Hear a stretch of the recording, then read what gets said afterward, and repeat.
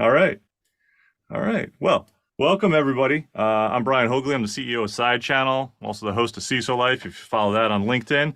I am joined today from FKKS, Richard Borden, and all of you. So thank you all for joining us today. We are going to be discussing a very fun, I don't know if it's fun, I think it's fun, and an interesting and hot topic right now for anybody touching or in the security space. If you're publicly traded or you're thinking about becoming a publicly traded company, if you weren't paying attention to the news or anything else for the last couple of months, the SEC has deployed and set out a new set of cybersecurity requirements for anyone in the publicly traded space or held to that. I'm actually going to let Richard speak to the legal aspects because I am not a lawyer. He is, and he's representing that part of the conversation today.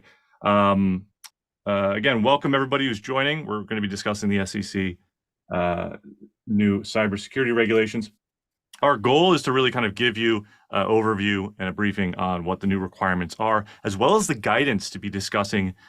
Richard's going to be diving into and discussing and thinking about and taking into account how that's going to impact the disclosure requirements that have come out of the SEC.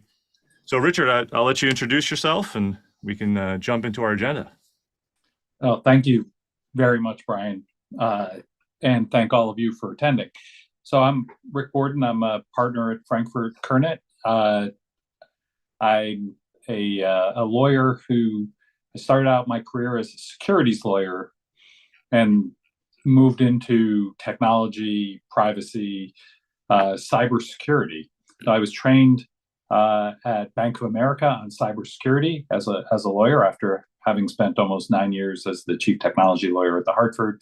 I was chief privacy officer and cybersecurity lawyer at the Depository Trust and Clearing Corp. So I have a very unusual background. I don't practice securities law really at this point, but I do translate cybersecurity into securities, which is a really unusual role and one that's become very necessary. Indeed.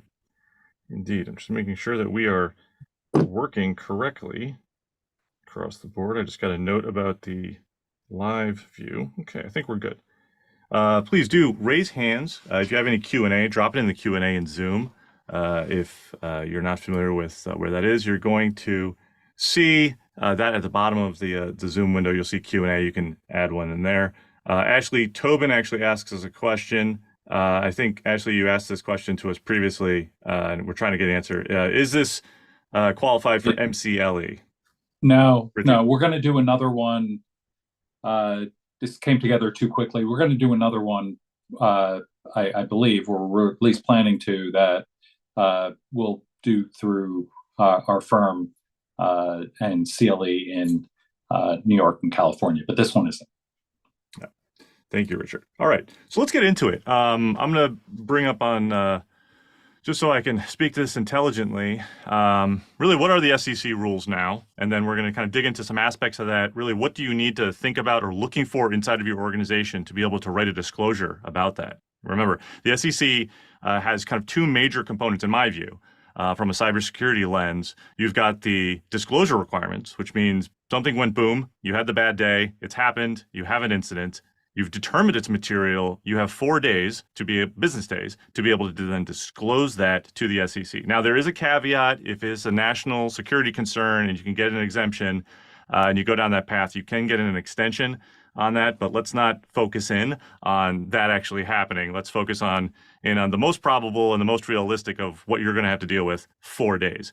There's only one aspect of what the SEC is looking for. And in my view, Richard, I have seen a lot of discussion and the focus of these new SEC laws on that, or what's known as Item 105, the material cybersecurity incidents.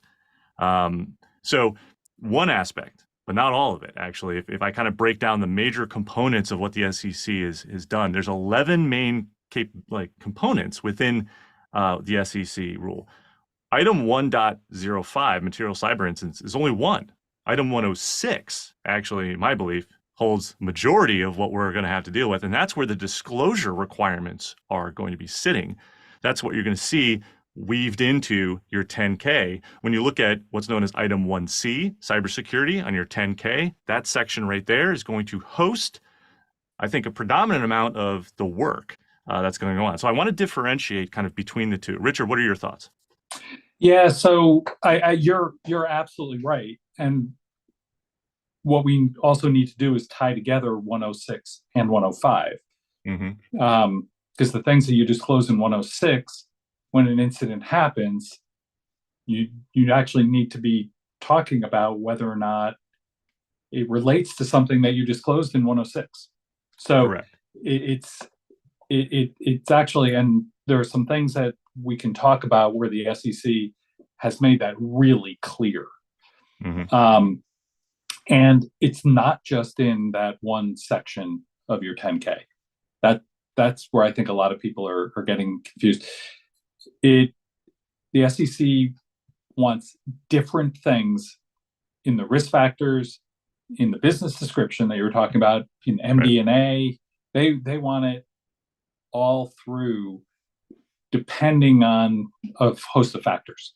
So yeah, sorry, I was referring to just the like item 1C, your risk factors, when you're kind of disclosing what your risk factors are underneath the SEC guidance. But correct, yeah, you're going to have other elements throughout the rest of your organization when you discuss your business, any other aspects of what are you doing? Because remember, I think the overall goal for the SEC out of this was getting public companies to disclose and talk about transparently how are they thinking about cybersecurity risk management and strategy, and what governance do they have in place around cybersecurity besides disclosing when you have an incident, right? And that's a big area.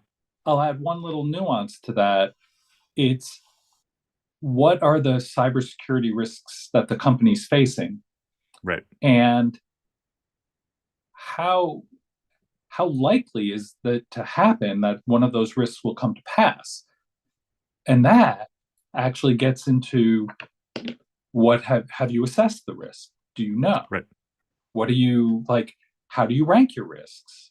What, like, are you good at this? Are you good at it? Is authentication a big risk? Are you good at it? Or are you not?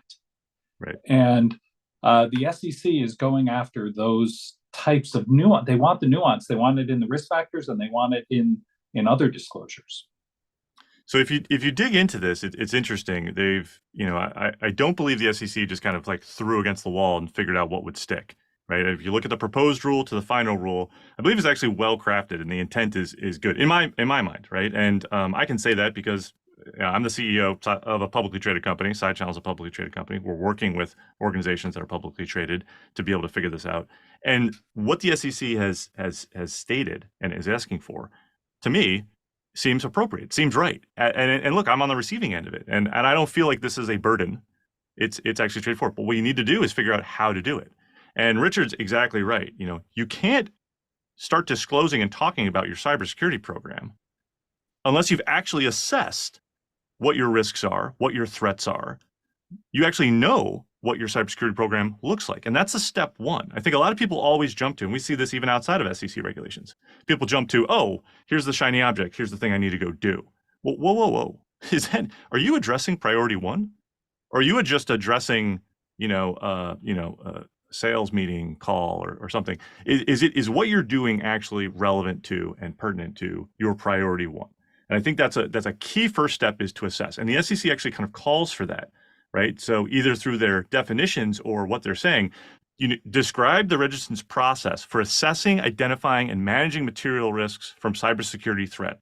Right. It goes on to say, to what level and disclosure. But they are first looking for risk management starts with an assessment of your risks.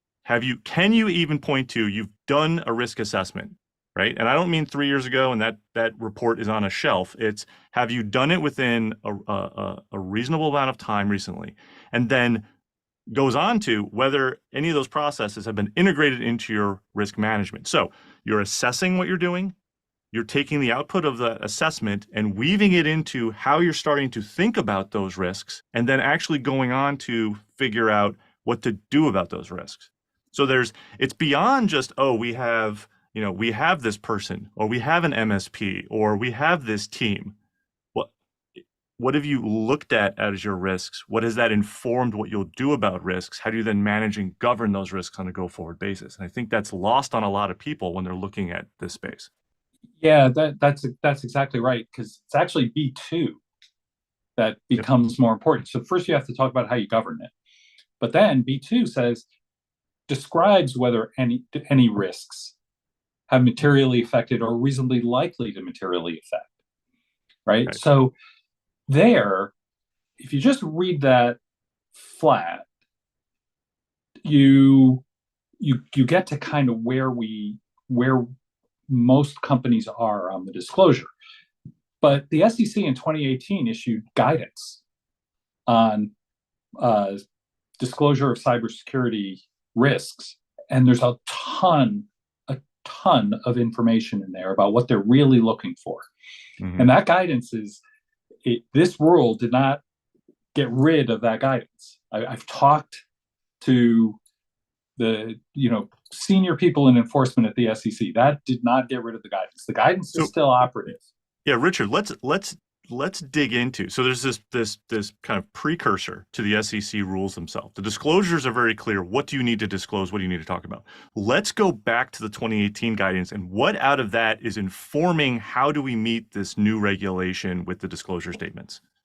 Yeah, so this was, they put an enormous amount of effort and information into the 2018 guidance. So essentially what it says is you need to know what your risks are, and you need to disclose your risks, not just in a generic risk factor. It's, okay, how do you know that this risk, and this gets to government, how do you know that this risk is your big risk, and where are you in protecting against that risk? Not every company has the same set of risks. If you are a consumer-facing company with a lot of personal information, you have one set of risks. If you're a financial services company that processes transactions but may not be consumer-facing, you have another set of risks. Your business continuity, disaster recovery might be a higher risk. If you're a healthcare company and you know that ransomware is being deployed against other healthcare companies, then you know that you have a higher risk of that than before when ransomware wasn't being deployed. So by looking at that, you then now have to disclose, well, ransomware is higher, but we've done these things, or we haven't done these things. Maybe we have an assessment that says we're not good at it. Well, the SEC wants you to have disclosure controls around this to make sure that the information about your risks, your assessment of risk, and what you are doing to address those risks, and whether you're doing it well or not, has gone up to that disclosure committee in a way that they can understand it, so that the company can then appropriately disclose on that. Nobody really followed the 2018 guidance. That's why we have the rules. Thanks, Rich. Everyone, I just dropped a poll out here. I'd like to kind of get a good grasp at how many people are already writing these risks into their upcoming 10K. Yes, you are. No, not yet. Or you just learned that you need to and plan to now. So please just drop in there. Just try to get a pulse of kind of where people are with this discussion. So, Richard, this seems to be very important yet very overlooked in my mind. Honestly, I love being a regulation and controls nerd in cyber, and have been trying to really hone in on what the SEC is looking for here. And it wasn't until you and I spoke about this, 2 weeks ago, that I even learned about the impact of the 2018 guidance on this disclosure. So, this is very, very important to now start factoring in. And let me say, for anybody who is uncertain about the 2018 guide, like how this actually comes together, if you look at the SolarWinds complaint, and this is, I actually discussed this with somebody senior at the SEC. If you look at the SolarWinds complaint, it's based on the 2018 guidance. It doesn't mention it in the complaint itself, but it is based on it. You can map directly, one-to-one, claims that were made in the complaint against things that were said in the guidance. So excellent. And then, as I said, I confirmed that yes, they are expecting to see these things. So it is more complicated than people think. But the problem is that the people who do cybersecurity don't understand disclosure, and the people who understand disclosure don't understand cybersecurity. So they're not able to speak. That's why we're doing this. Yeah. So that results of that poll looks like about 27% of you, yes, you are already writing these risks into your upcoming 10K. Good job. Nice. 47% not yet, and 27% just learned that you have to. So good, good results. You know, obviously some work to do. So this is probably a pretty beneficial conversation. So let's dig into, again, these main sections. So you've got risk management and strategy. Again, how do you identify risks, right? You're going to have to write kind of these sections, right? How do you identify this risk? You're going to address this. How are you integrating that risk management into your overall process? Are you using third parties, consultants, auditors, anyone to help you do this? Do you have an independent kind of third party? And then whether you have processes to oversee the risks of the use of any third parties. I think it's interesting when you look at B1 2 and B1 3, the difference there. It's not just, hey, are you using third parties, but you also, how are you looking at third parties? So the SEC has honed back in on third party risk management, or TPRM. And do you have a program looking at your vendors? And generally when I talk to clients, or really anybody, about TPRM, it's kind of incoming and outgoing. So outgoing being, I'm assessing my vendors. How am I assessing my vendors? I generally like to look at things like business impact. What does, if this vendor went down, what's the impact to me as a business? Could it become material? Am I using an outside a vendor as an outside payment processor? Well, suddenly they go down. Now I don't see revenue. Is that materially impactful? Potentially, right? You need to determine that. But looking at things like that. So it's not just business impact, but it's also, I like to look at access levels, right? So am I sharing information that I have or data of mine with a third party for them to do something with, analysis, maybe they're doing something on my behalf, right? Or am I allowing a third party access into my infrastructure? And what I generally like to do is, create a bit of a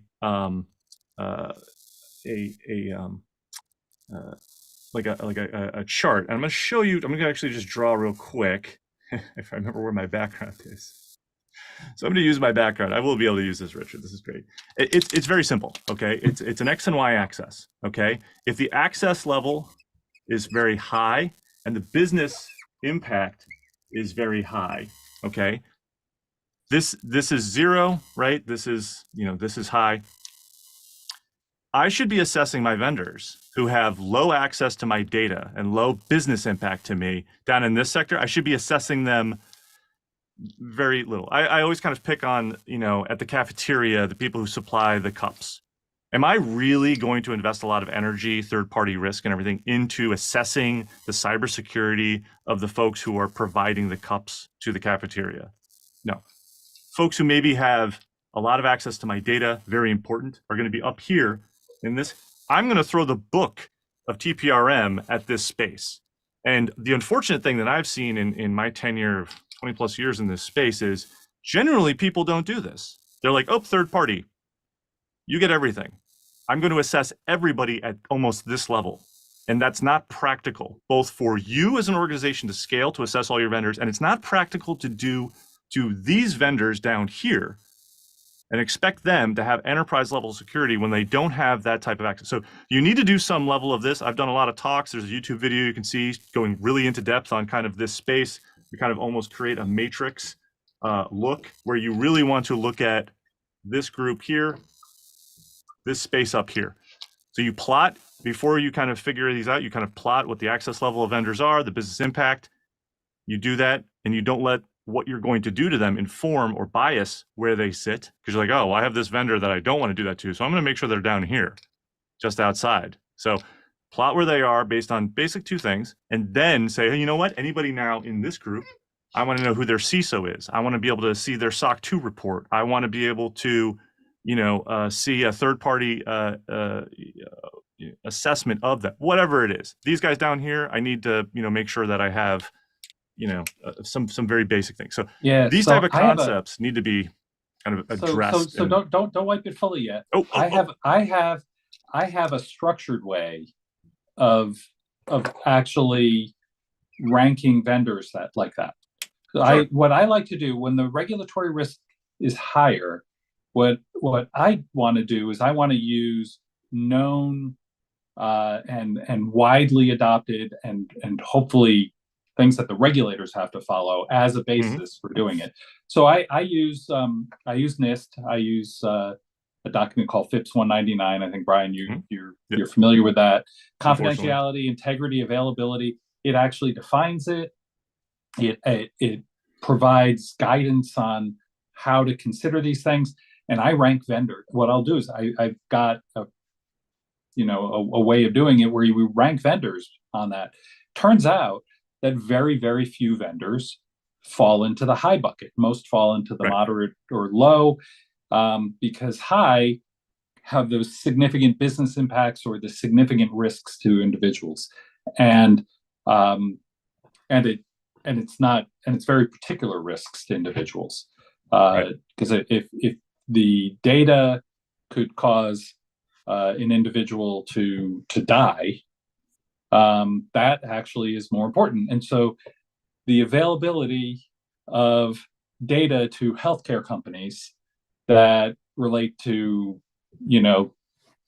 people who come into an emergency room might fit into that. So there's a way to do it in a structured way that you can defend, because it's hard to do that with it. But the SEC, since they're requiring you to do this specifically around third parties, it's better to do it in that structured way using those tools. Yeah, there is a structure that you could definitely put into this concept. It was just more of like visually, just like how do you kind of differentiate your vendors. But honestly, you should definitely be applying some level of control framework to doing that, not just simply on an XY. Small businesses, actually, we kind of get away with the XY because it's appropriate for a small business versus a large enterprise. We have a question here. When you say assessors, consultants, and auditors, and as a holding company, we have a auditor, a Big Four for SOX, but separate business units that have a SOC 2 or PCI. We also see input from customers, TPRM, and their auditors. So the question is, would that count? Okay, well, so let's go to when you have an auditor, a Big Four auditor auditing your SOX. Would that count as somebody, to meet the SEC's requirement here under B2.2, whether the registrant has process to oversee and identify such risks. Whether the registrant engages auditors in connection with any of the process. Well, it depends. Is your Big Four auditor who's looking at SOX, are they also looking at your cybersecurity risk management process? That's the piece. Are they doing that? I think if they're looking at pure SOX controls, having worked in a Fortune 500 that had to follow this, got a feather in here, no, it wasn't enough, because SOX controls by themselves don't go nearly into depth of what I would consider a cybersecurity risk assessment. They touch a little bit on it, but realistically, they don't go in depth. Business units having SOC 2 or PCI, SOC 2, I think if you have the different criteria met underneath confidentiality, integrity, and security, that could be considered if those controls are being looked at. Remember, SOC 2, you have the ability to determine which controls you want looked at. So if you don't have those controls on your risk assessment or risk management processes looked at as part of your SOC 2, then you didn't have a third party validate that. So I think you're out of luck on that. The last one, in my view, having a customer's TPRM and their auditors looking at you, I don't see that. That's kind of tough, because I've seen customers who've audited, their clients or their vendors in a way, basically just pass paper. Could you turn around and point to what their documentation and their results are on their assessment of you as an independent third-party view of your cyber program. A lot of those TPRM programs that we see out there are very kind of checkboxy and not really as in-depth as if you hired a third party to explicitly look at and give you some level of either certification or accreditation or something. So I'm not sure. I think you'd have to create a very robust, answer to support any of those. Richard? So I'd say everything that you said is accurate. It's like, oh, good, right on. Sorry. So but the way that I then think about that is, because I did this right at the Hartford, at Bank of America, at DTC. This was what I was doing. Main responsibility at Bank of America was dealing with these issues with vendors. Yep. So the way that you think about it is, for the highest risk, you have to have, and if you segment your vendors correctly, there are only a few of them the highest risk. For the highest risk ones, you have to really focus on it and make sure you're getting all of the right information. So depending on, how good those assessments are. I mean, we never just accepted a SOC 2 from a vendor because of the way that you could scope the controls. Right.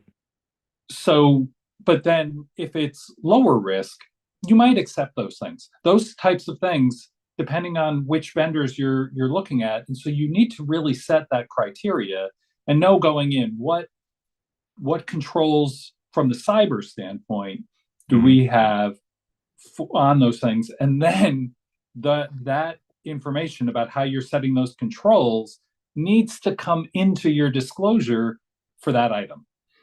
Right. So let's I'm going to go through quickly B1, and then we're going to get into B2, and then we'll move on to governance. But I think, when I'm looking at a disclosure, I have to point to something. I have to show something in my environment. And I think this is where a lot of people are lacking. This seems to be a hurdle, right? So when I'm looking at B11, which is describe your process for assessing and identifying, what do I need to look at? I need to be able to point to a risk assessment, a control gap analysis, maybe a strategic roadmap. I need to be able to show some type of information security policy, a written incident response plan, tabletop exercises, training. Why? Because all of those things are my auditable artifacts to prove that I have the ability to do assessments, identify, and manage threats in sufficient. Like I can write about that. That's what I'm writing about in my disclosures. And that was the approach that we took. That's been our advice. Is those are the things I need in place. So if anybody's on the call going, okay, Brian, I'm going to leave here and I'm going to go, what am I going to go do after this webinar? You're going to go look and say, hey, in my organization, what was our latest risk assessment? What was the gap analysis on that risk assessment? What does our strategic cyber roadmap look like? Do we have an information security policy? Do we have a written incident response plan? Have we tested it? These are the things that help you with just B1. When you look at B11, you're looking at what are the processes, how they're integrated into it. Well, are all of those components, is that documentation part of your business operations? Do you have engage assessors, consultants? Who are they? What are their credentials? Have you gotten those assessors through outside auditors, through your insurance? The B3, B, there's so many regs in this thing. For little I3, it's looking for the third party. Do you have a third party risk management program that focus, whether it's sitting within your procurement team and they're asking the additional questions, or it's sitting by itself and there's some level of diligence happening within cybersecurity? Do you have a program? Is it documented? Can you prove it? You need to have the auditable artifacts in your organization to be able to write your disclosures on. If you do not have those, what are you writing about in a disclosure? You have nothing to point to. That's how we have to think about writing these elements. Right.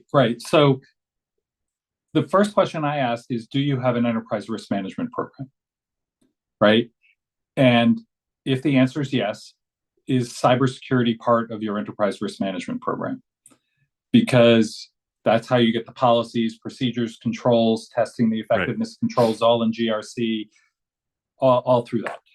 This is what the SEC is expecting. They've said in the 2018 guidance that cybersecurity is part of SOX. They're considering this part of SOX. So they're expecting it to be treated in the same way that financial controls are treated. Right. So if you don't have an equivalent program from a documentation side. And cyber programs usually have documents of some sort, but they may not be the full ERM. Right. And so if you don't have that, then you're going to need to describe that you're doing something that's a bit different. If you do have that, then it'll make it easier for you. Yeah, I've definitely seen my fair share of large organizations and mid-sized organizations that treated cyber like an IT risk, not as an operational risk within the business. And therefore, the CISO or the CIO never had a seat with the enterprise risk group to discuss it. And that is, I think, a fatal flaw in business operations to be able to address this. You need to, and I know CISOs have been, honestly, borderline crying about having a seat at the table for a long time. But this is really just positioning the voice of cyber as a risk, these regulatory risks that have now been outlined, as part of the enterprise risk process for the business and the organization. The SEC is forcing the discussion to happen and ears to be opened by business leaders when they are looking at enterprise risk. So if that is not happening, you as the attendee, you need to change that, because if it is continued to be kept off at bay as an IT risk down low in the organization, if security only reports up through the CIO, I think you're going to have some real problems going forward being a publicly traded company and meeting these disclosures. Or you're going to have to disclose it. Yeah, you're going to have to disclose that you are not taking cybersecurity as seriously as some of your competitors are. Right. This is exactly what the SEC wants to get at. And this is a great segue into governance, which is 2C. And 2C outlines and describe the board's oversight. So you've got the board's oversight, right? Then you've got management's role in assessing. And then they're even asking what management positions, right? And which persons are touching cybersecurity. And then which of those people are reporting up to the board. So really, from a governance standpoint, again, what can you point to in your organization to say, we are thinking about cybersecurity beyond just, we have an MSSP, we have a SOC, we have some technology, we're good on cyber, right? This is akin to, firewalls and antivirus are all we need to do. We're good. No, you need to have a governance structure. That means that your board, who in your board, what of your board, your committee, does it go to the audit committee? Do you have a different committee? Does it go to the whole board? On what regular basis? What does that structure and that reporting look like? Can you point to when your CISO or anybody who knows cybersecurity in your organization has spoken about cybersecurity risk to the board? When was the last time? Right? And that's a big component. Now, I know everyone's big on, the board should have had, the SEC should have kept the whole, cybersecurity expertise and board members. Honestly, I'm glad they didn't, because there's a shortage of people who have both the qualifications in cybersecurity and should be allowed to be on a board. Just because you have cyber expertise doesn't mean you're board material, and you shouldn't necessarily expect all board members to fully understand and be cyber experts. So I'm glad personally. I know a lot of people out there, there's some people out there that are not, but honestly, I think it's a good way. It's a good first step into putting together these types of requirements. I take cold comfort from the SEC removing that. So what they said was, we don't require it. But if cybersecurity is a significant risk, the board still has to have some way of overseeing it. So they may need, if they don't have somebody who has the the knowledge, then they may need an advisor. Exactly. Right. So they're still expecting the board to have the appropriate information, knowledge, and skills, whether it's directly or with an advisor, to oversee management on cybersecurity. So I don't take a lot of comfort from the fact that they removed that. And they in the SolarWinds complaint, they're looking at that issue. Yes, they are. I'm going to put another poll up here real quick. I'm going to do yes and no. I don't like Zoom didn't let me do this beforehand, or I just completely missed how to do it. Who's currently reporting, you're going to see this in a second, who's currently reporting cybersecurity to the board? This is our second poll. You'll see just yes or no. So while we're going through and bringing that poll up, if everybody could see and just vote, that'd be great. What are we pointing to, right? Again, back to what do we have in place when we're going to talk about and write our disclosures on governance? What are we going to be able to point to? Well, the first section really on governance is C1, right? Describe the board's oversight of risks. Well, what are your agendas? First, is it even on the agenda? Okay, board agendas are a key thing. They're a great discoverable artifact and document. Is it on the agenda, and to whom? Right? Who was part of that? Is it just to the audit committee? And then is the audit committee in turn somehow informing the broader board? Or are you directly informing the entire board as a whole? So this is key. You need to define this. When is it happening? On what regular basis? Is it part of the agenda? Is it documented, in some way? You need to have that level of documentation on that activity actually happening. And then we'll dig into some more stuff. Richard? Yeah, here's a place to be particularly careful. SolarWinds complaint, there were allegations that the CISO and maybe others, but the CISO knew certain things and it didn't get disclosed up in the right way. So right. One of the problems that I've seen is CISOs report to the board, but the CEO or the CFO or somebody will dial back their report. Yep. They'll take things out. They'll make the risks seem less. They don't want to seem as bad. They don't want to get that in front of the board. They want the board to focus on other things. Well, if that's happening, there may be a real problem with the SEC if they come in and start doing a deep dive on the company. Yep. So answer on our second poll, who's reporting? Looks like 73% of you, 8 of the 11 folks who answered said yes, you were. 3 are not reporting to the board. So obviously a little bit of work to do. You know what? I am privileged to be in a number, and I won't disclose where or who, because the Chatham House rule, but that's right, rule 1. There is only one rule. A lot of CISOs that I've spoken to at large organizations who are reporting, they fall into this trap, where they are unfortunately reporting to the CIO or the CAO or even the CFO. And that language that they want to use to discuss the risk that the organization has is being diluted before being brought to the board of directors. I've been in those discussions working in large organizations that are publicly traded where this has to happen. And it's been, hey, Brian, you need to dial it back. And usually it's like, hey, we're not trying to be Fort Knox. You can't talk about it and compare us to like Fort Knox. So your risks are expecting at this level. No, no, my risk management processes are pretty applicable to an organization that is not Fort Knox. And we're just trying to disclose it. Well, you definitely need to kind of back away from the concerns of, well, this is going to upset the board. You know what? The board's job is to be upset and then hold management accountable, right? We need to kind of live in that. Great question here. Is the CEO altering the CISO head of cyber's board memos or presentations legal or ethical in the eyes of the SEC? It depends on what the edits are, why those edits are being made. I would document it very, very, very carefully. Yeah. If I was a CISO back in a publicly traded company again in this position, I would definitely keep my drafts and my notes and versions of what I've created as a backup copy of some sort.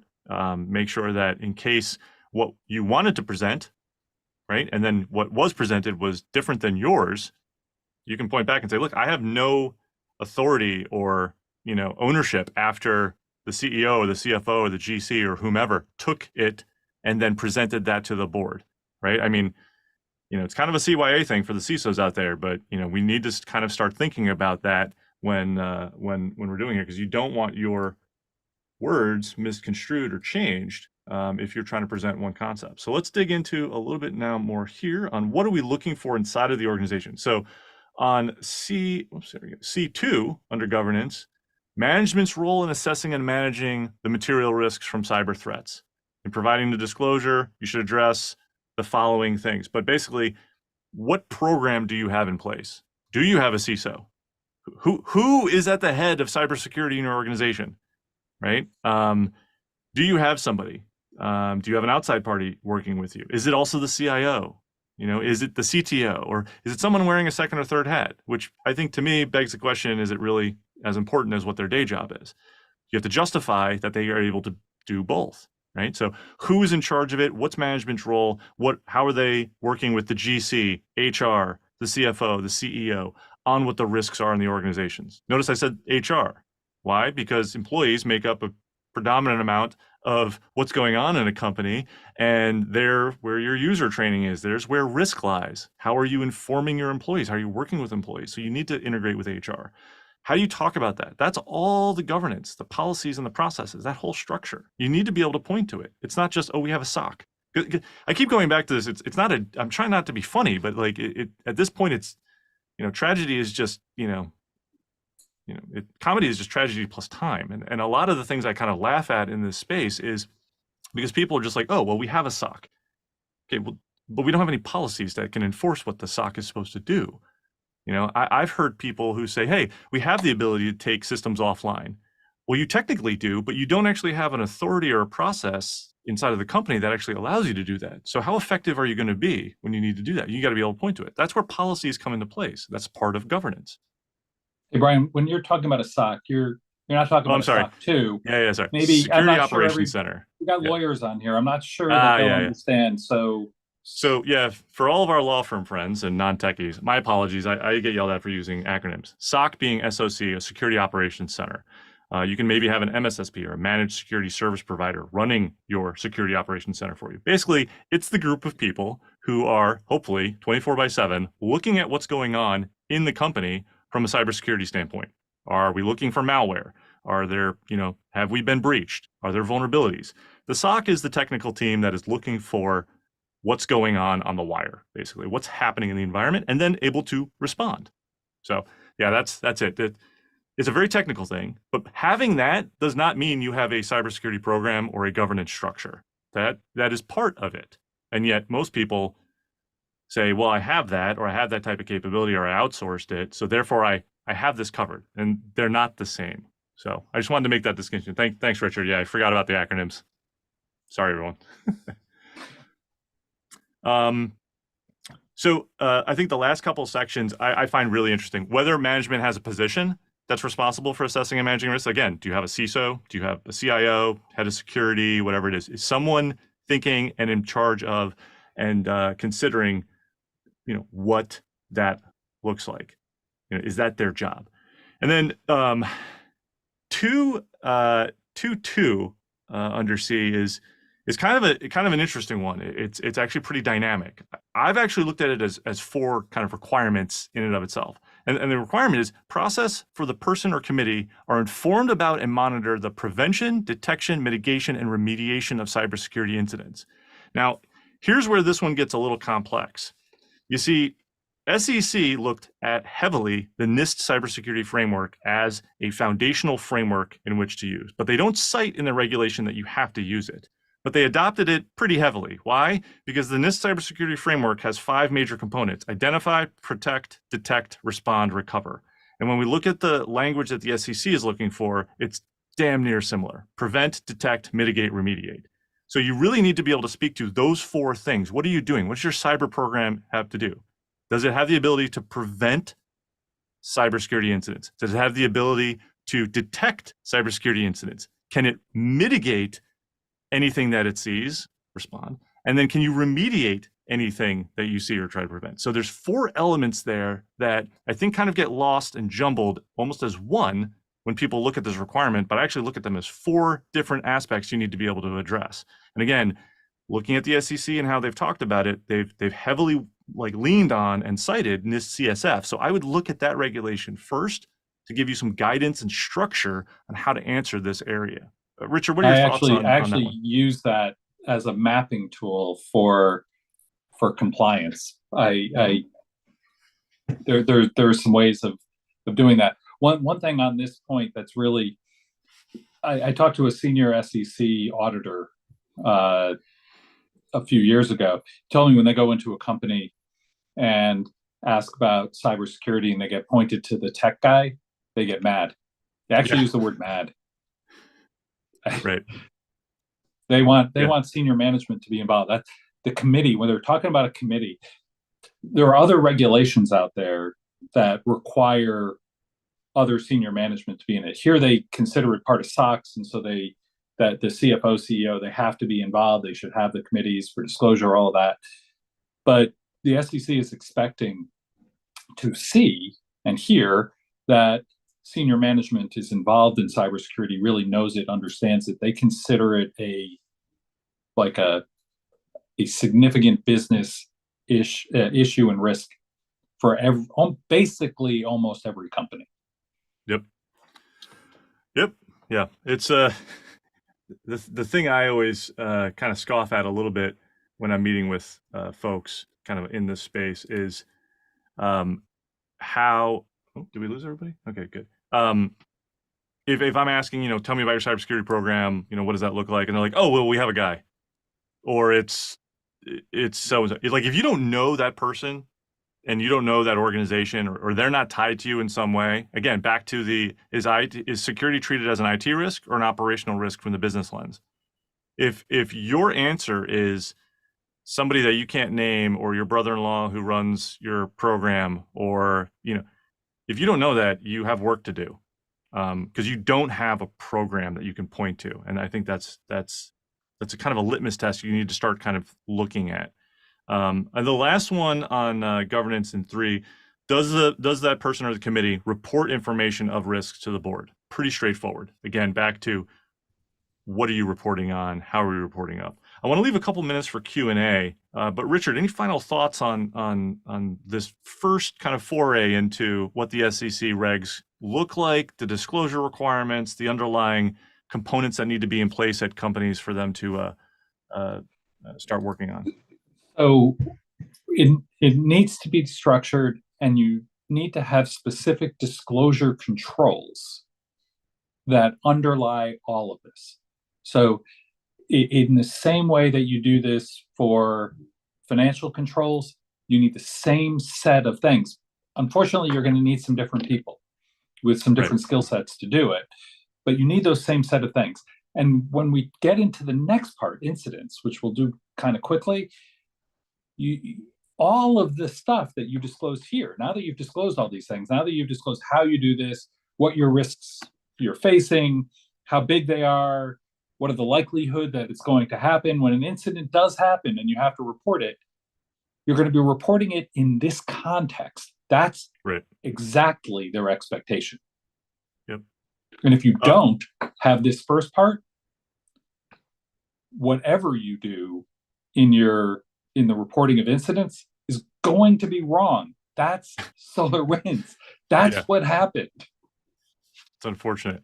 2 quick questions real quick. Does the SEC look at companies who use a virtual or fractional CISO rather than a full-time CISO?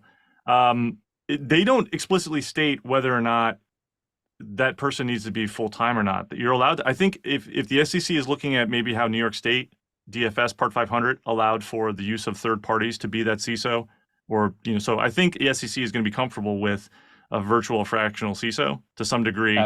Absolutely. But remember, it's still a business-owned risk. You can't outsource that risk to somebody else. You can have somebody working with you and overseeing it, but that you can't remove that or transfer that risk to that third party. They're just there, in that role. Exactly, and it needs to be done in the context of the overall governance that we just talked about.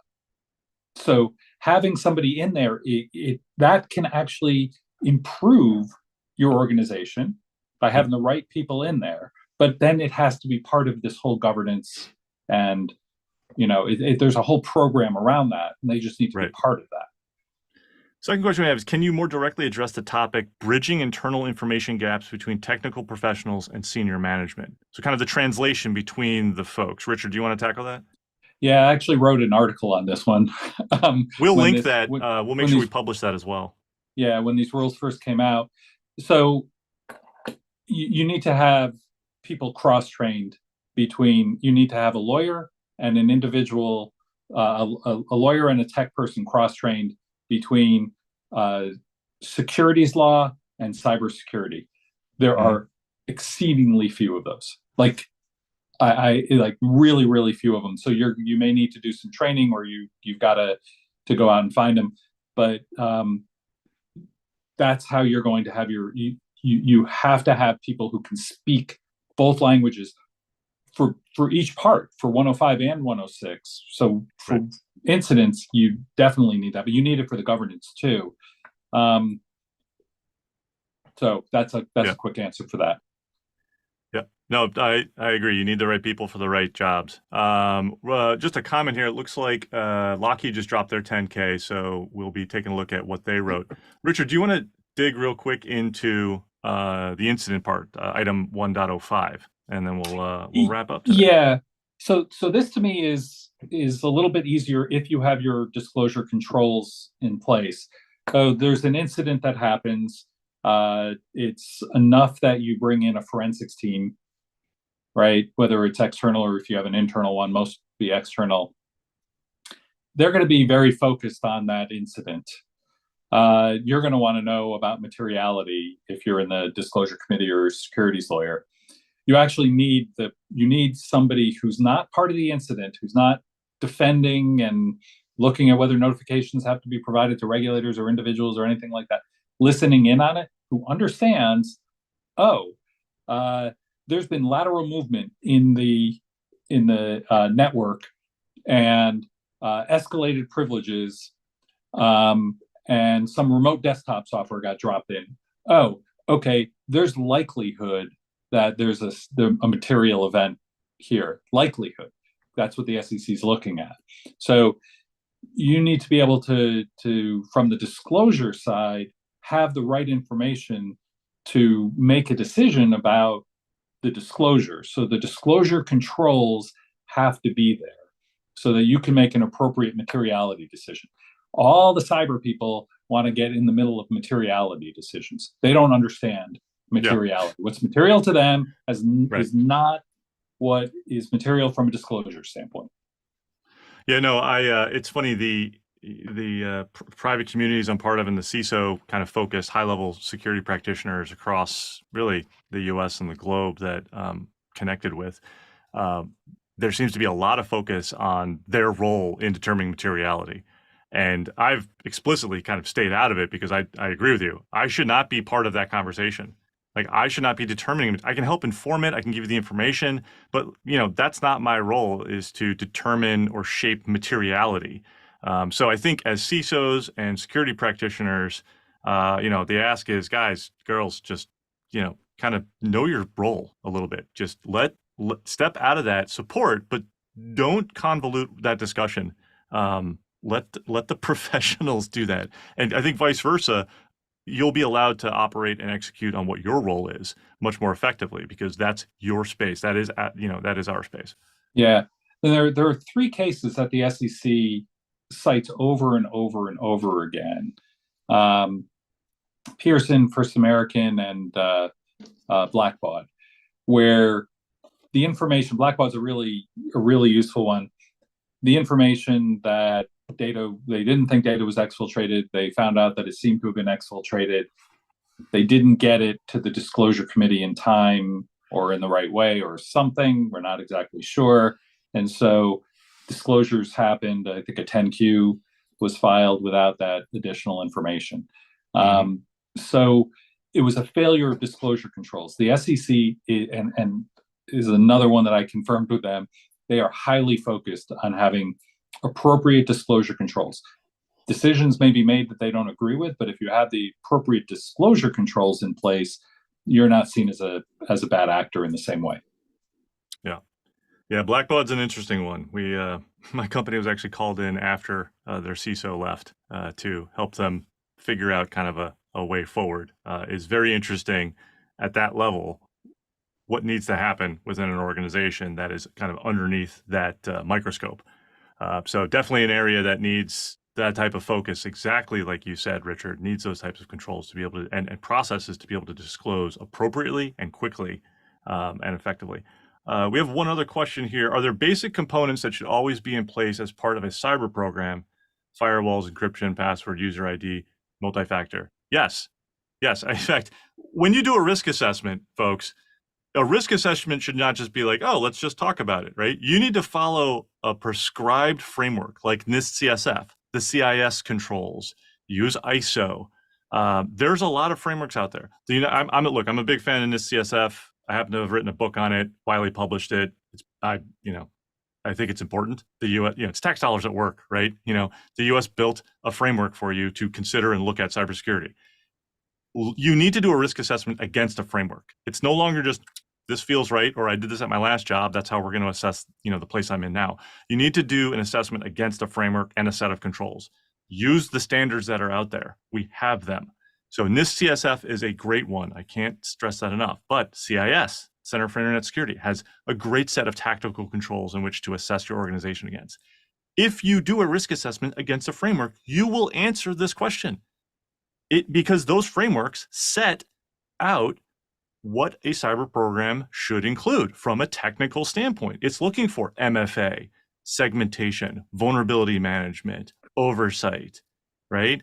What are you doing with passwords? Where are you using encryption? All of that. Those are all the types of controls that sit inside a framework. So yes, those are what basic components are inside of a cyber program. So please, again, if you're doing an assessment, do it against a standard, right? Don't just make up your own, because a standard is one that's defensible because it's recognized. Your own version, your proprietary way of looking at cybersecurity is not. You have to justify it to whoever's auditing you or looking at you. And the question is going to be raised, well, why is this your control, right? So my view always is use the standards that are published. It's a lot easier. So Rich? I'll just add, so that's absolutely right. Almost all companies in the US of any reasonable size are regulated. Their cybersecurity is regulated now. If you do business in New York, you're regulated. You might be regulated under one set of laws or another or a third, but you're regulated. There's one common component. There's one thing that multi-factor authentication. If you don't have multi-factor authentication at this point, you're going to be out of compliance. Somebody will find you out of compliance. So if you have a breach, it was because you didn't have multi-factor authentication, you expect a fine. I mean, unless nobody investigates, but there's more and more of that. But using the cybersecurity framework, I think is, that's also my go-to. The CIS controls are good, but cybersecurity framework's also my go-to on this. Yeah, I'm a fan, but I mean, it's not just the SEC. And look at what else you've had to be regulated against as well as a way to help you shape how you're going to meet the SEC. The FTC has their regulations, right? The Safeguards Act underneath Gramm-Leach-Bliley. New York State DFS Part 500 is on version 2 or 3 now of their regulations. States have some of their own requirements. If you're in healthcare, look at the HIPAA security rule and those controls. If you're doing any type of payment processing, look at PCI. If you've ever had a SOC 2, pull that information in. So if you're doing anything within the DoD, you're going to follow what was NIST 171, and now you're looking at the new CMMC requirements. There is no shortage of standards out there for us to be able to align to. So anyway, great questions. We hope that this was informative and valuable for you to spend this hour with us. Hopefully, I think I'll get Zoom to be able to publish this afterwards. We'll link Richard's articles that he was talking about, as well as the 2018 guidance and everything else we pulled together and talked about today.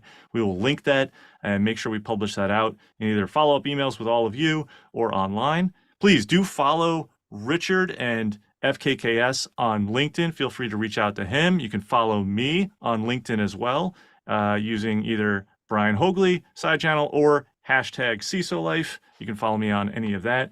We will be doing another one of these. So either show up for that one again or tell your friends.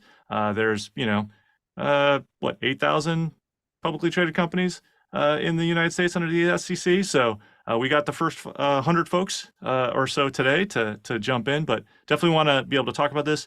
We want to thank you all again for your time. Richard, thank you so much for joining me on this call. Thank you. And we'll wrap this up, and hopefully everyone has a great day. Stay safe in the Northeast, stay warm, and we will see you next time.